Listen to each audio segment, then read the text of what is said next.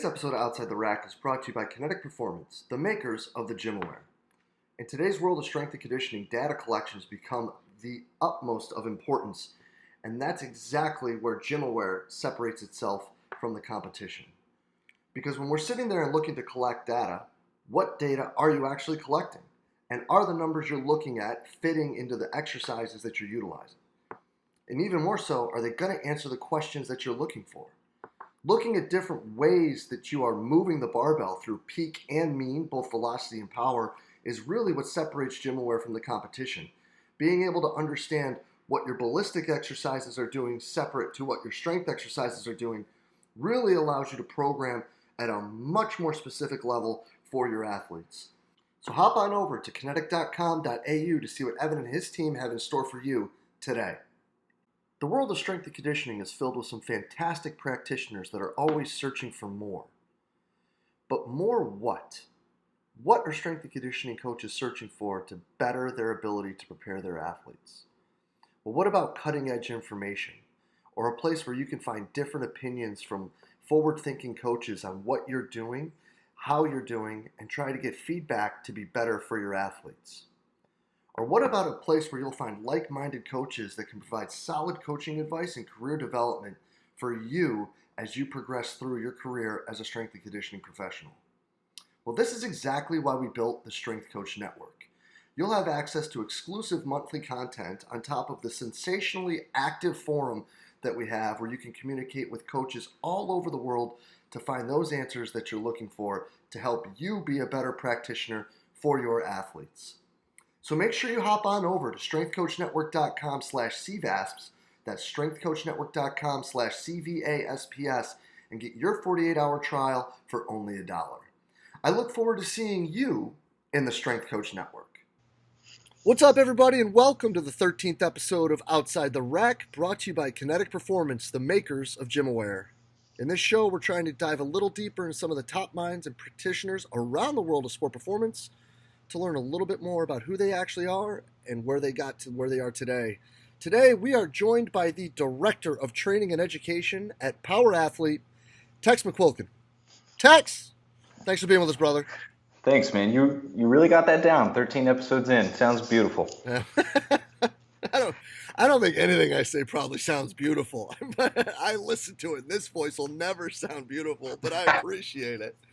Well, listen, brother, before we start rocking and rolling into the big three, who is Tex? Simply put, I had to think about this, how I could sum myself up, and I put a lacrosse player from Katy, Texas. It's almost like an oxymoron in a small town in which football is life. I found a way to just have success with this niche sport in a small town that has changed my trajectory and my life as a coach. It gave me the opportunity to go play some college ball at Marymount University, a D3 in Arlington, Virginia. And from there, it got me as a grad assistant coach to expose myself to coaching. And from there, I never quit, man. It was a coaching sport, took over the strength and conditioning responsibilities, and found out I was a hell of a lot better strength coach than I was a lacrosse coach. So that's it in a nutshell, man. Now I travel the world for Power Athlete as the Director of Training and Education, and I teach coaches how to teach people to lift weights and run fast. I love it, brother. I love it. Especially being an upstate New York guy. When we could talk lacrosse, it's always good. Man. Hey, yeah, and y'all got a squad, dude. It's always fun. I had one of my former teammates has D3 athlete that broke through to the D1 coaching ranks, and I had a pit stop at Richmond, so was rooting for your boys for a little bit.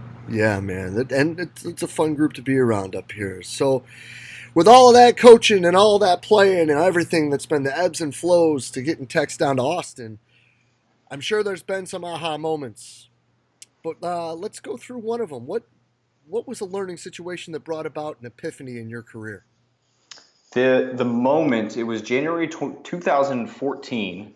So I was working for Power Athlete at this point, and I had been coaching at Georgetown. I did an internship at the University of Texas, and on weekends I was traveling and teaching what was formerly known as the CrossFit Football Seminar. And I had my script, I had my playbook to lead these practical sessions of coaching. So, movement one, we would just walk through the setup, the execution, and the faults, then move on to movement two. And I had my script down, but I was simply checking boxes. And I wasn't necessarily teaching the movements. I was just making sure I was hitting all of my talking points rather than immersing myself into movement. And the moment in which I was talking to, so we were in Galway, Ireland, and we took a day to just romp around. The beauty of the traveling coaching gig is you get to see, literally see the world.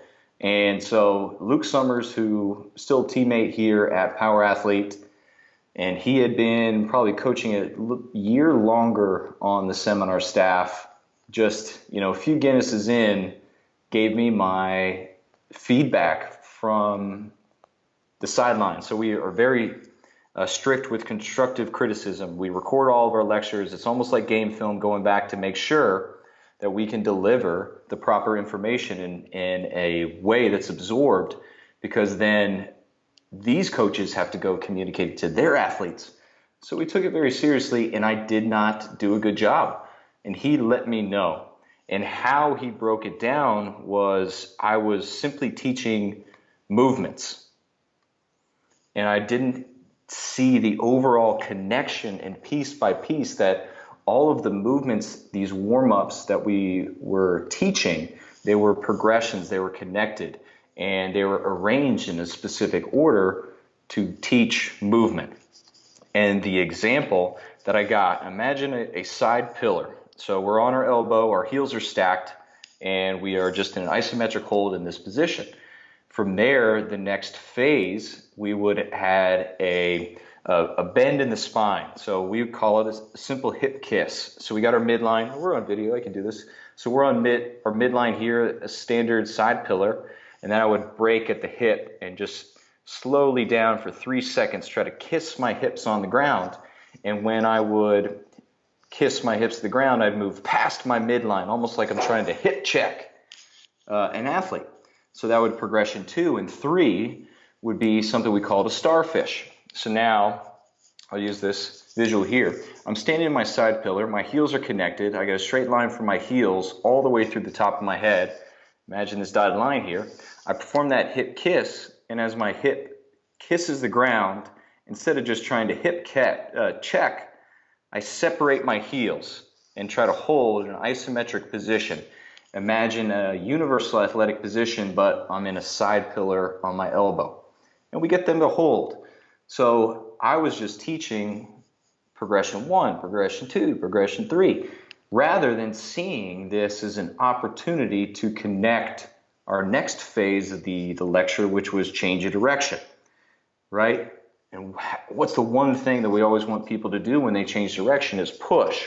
So almost that hip kiss and separating the heels, it's firing those glutes to be in a position to push off the trail leg rather than simply separate the heels like I'm just stepping towards the direction I want to change.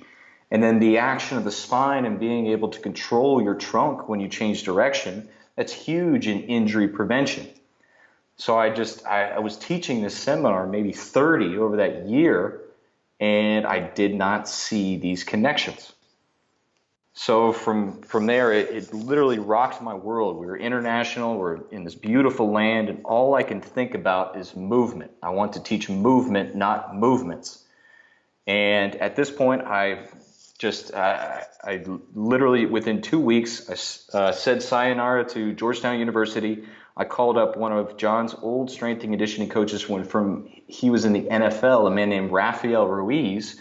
Honestly, in my opinion, the most valuable line on my resume that's probably overlooked by anyone that's ever looked at it. Best strength and conditioning coach that no one's ever heard of, Rafael Ruiz out of Tampa Bay.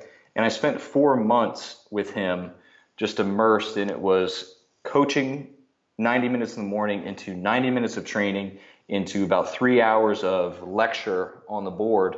And then we had more sessions at night, and we were training Olympic level swimmers. If you remember Antonio Tarver, so he was a heavyweight boxer, If you've seen Rocky 6, he's Mason the Line Dixon. That's Antonio Tarver. So Tarver was coming in because he was still active, and we had this is 2014, so we're gearing up for the 2016 Rio Swim Team Olympics. Then we had some Green Berets, and then we were taking on and volunteering for local high school. So it was nonstop coaching, lecturing, training, seeing and making sure we see all these connections. And it was a moment, going back to where Luke gave me some very constructive criticism, that I just didn't get it.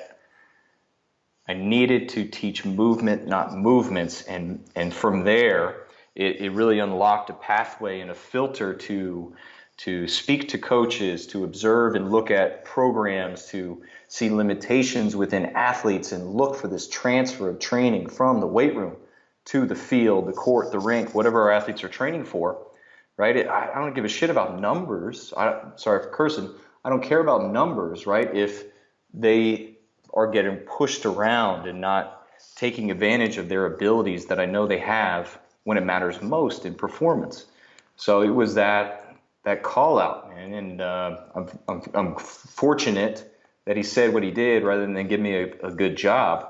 And that, again, moments changing trajectory. I'm very thankful for the sport of lacrosse coming into my life, and even more so this coaching team that I'm still a part of now with Power Athlete with John and Luke. And man, it was just that small piece of teaching rather than just presenting information. I love that.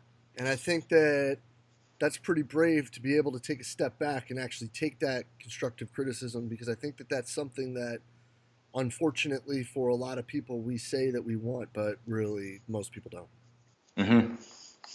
Yeah, and we continue that today. We still do a lot of clinics. We still coach each other up when we're in the weight room in the morning. And one thing I really wanted to do, so we do have online education that leads to an in-person test at Power Athlete, where people stand and present their coaching. They teach us the movements, and we provide them feedback.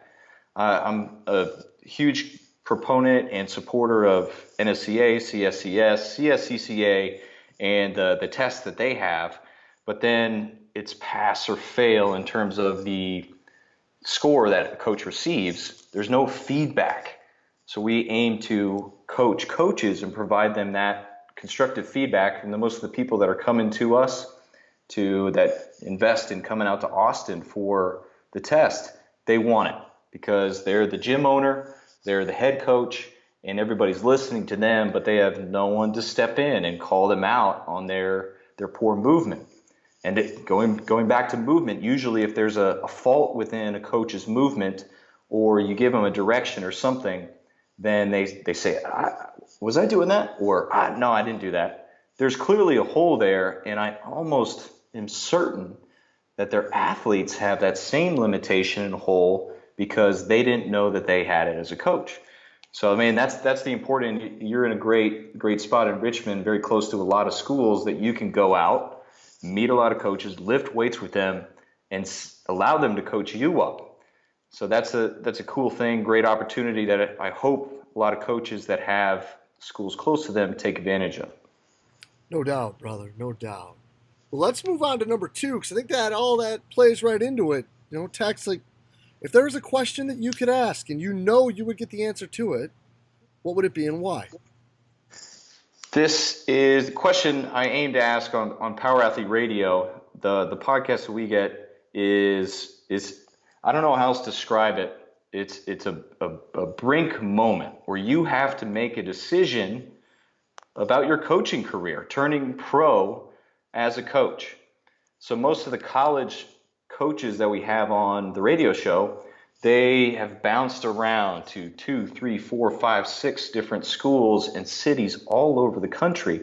We just had Nate Brookerson on, who I was fortunate to meet at the seminar and heard him speak. But just hearing his journey all the way from the Washington and the West Coast to where he's at North Carolina State University, and he's got his family, he's got his wife, so he's had these moments, these decisions that he's got to decide to remain in the fight. So I love to just learn about the decision, because, and I'm sure you've met a lot of guys that, or girls, people that have left the profession. College coaching wasn't for them, or coaching wasn't for them, and they're in outside sales, which sucks. So, I mean, they made a decision to leave this profession to go do a job that I would pay not to do. And think as an example, but man, so I'm just curious, like the motivation behind people to continue to work their way through this profession until they find a spot that is fortunate to have them and watch them grow. And we see a lot of these coaches that if they're there for 5, 6, 7, 10 years, man, they've found a home. And so I'm just curious of their journey to find those homes. I love that, dude, because I think that that's one, that people talk about. Like Mac talks about this all the time too. Like strength coaches don't retire strength coaches very often. Mm-hmm. So getting to that point where you're able to is a big time question. Mm-hmm.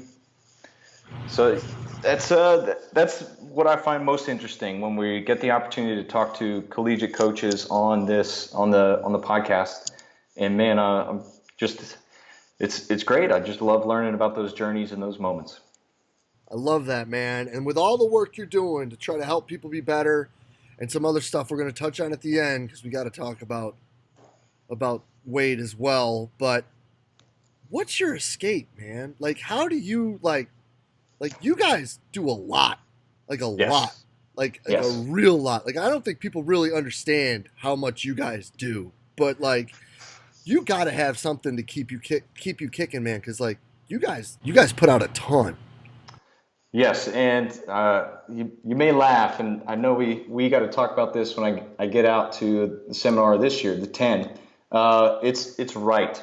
So specifically, my escape is writing, but going back to just crazy adventures that I've had with my friends. So I came up. This was post seminar 9, and I was at a wedding. So I'm at 4 weddings this year, all former teammates. And it's just in these moments where we are finally seeing each other. I live in Texas, and they're all over the East Coast now. But getting back together and sharing those moments of, you remember when, or this crazy story or that crazy story. And so flying home from one of these weddings, I wrote down 20, and I got it in my notebook here, 20 different stories from just those guys that I don't want to let die with us.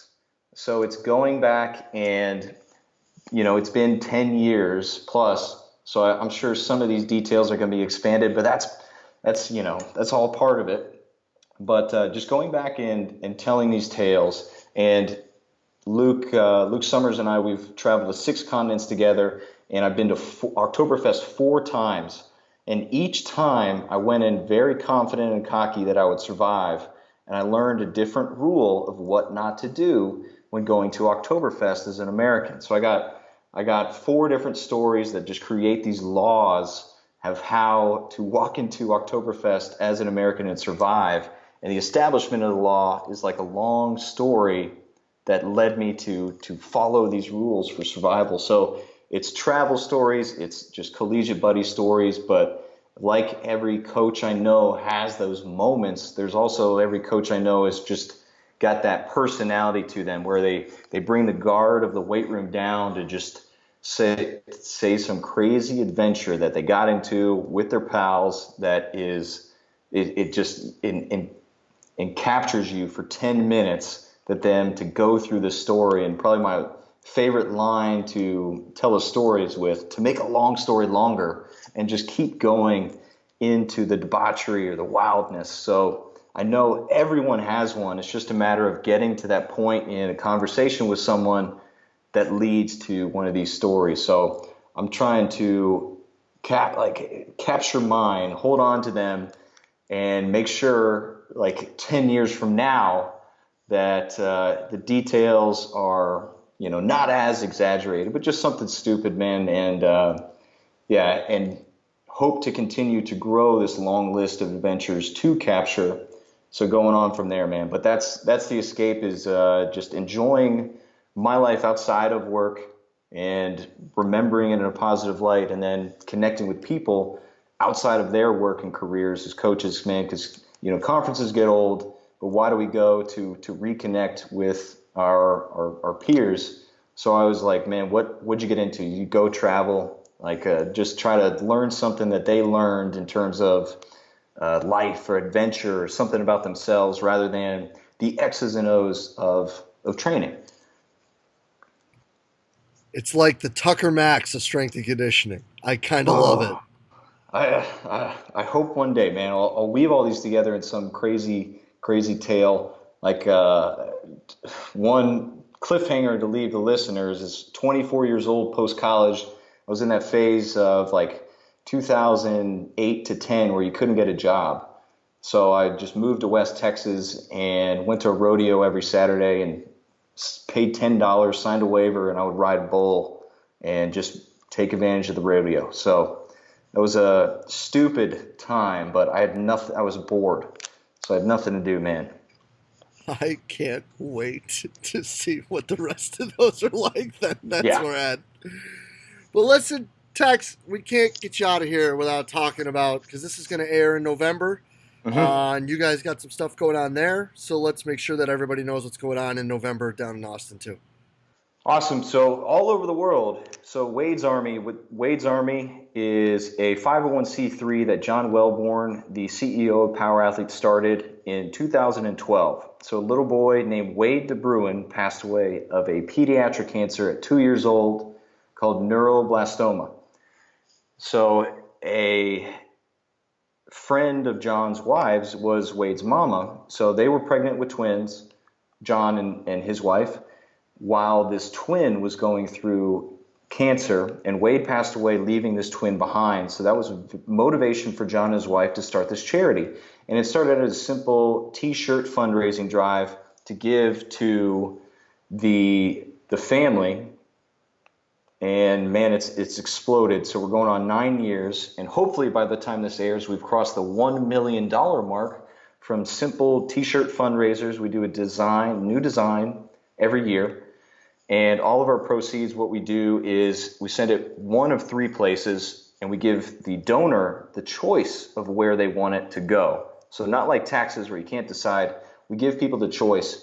So we're involved in an international initiative to fund neuroblastoma research. So not limiting it to the United States. If there's someone doing something crazy overseas, we're going to make sure that they have the funds to do the right research to kick cancer's ass.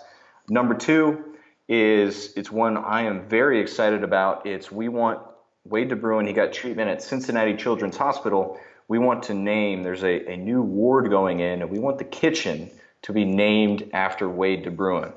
So we're funding that whole project. It's $150,000, and we're going to push the nutrition initiative that we teach at Power Athlete, so real foods, meat, vegetables, all this good stuff, to cancer patients.